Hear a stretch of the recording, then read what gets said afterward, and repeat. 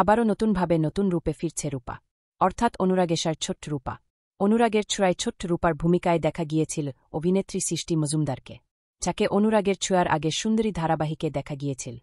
সান বাংলার সুন্দরী ধারাবাহিকে অভিনয় করেন তিনি। এরপর অনুরাগের ছোঁয়ায় রূপার ভূমিকায় অভিনয় করে তুমুল জনপ্রিয়তা পায়। ছোট্ট রূপার মিষ্টি মিষ্টি কথাতে মন কেড়ে নিয়েছিল সকলের, তাই তো অল্প কয়েক দিনেই দর্শকদের প্রিয় হয়ে ওঠে রূপা।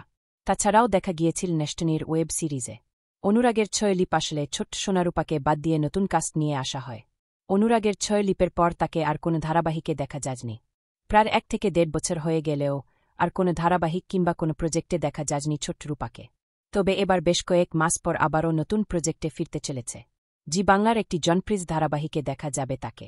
তবে কোন ধারাবাহিকে দেখা যাবে তা সঠিকভাবে বলা যাচ্ছে না। হতে পারে জি বাংলার আনন্দী ধারাবাহিকে দেখা যাবে তাকে। সৃষ্টি মজুমদারকে আপনাদের কেমন লাগে? তাকে জি বাংলার আনন্দী ধারাবাহিকে দেখার জন্য কতটা এক্সাইটেড? কমেন্টে জানাবেন। বাংলা বিনোদনের এই ধরনের সকল আপডেট সবার আগে পেতে চ্যানেলটি সাবস্ক্রাইব করে পাশে থাকা বেল আইকনটি বাজিয়ে দিন।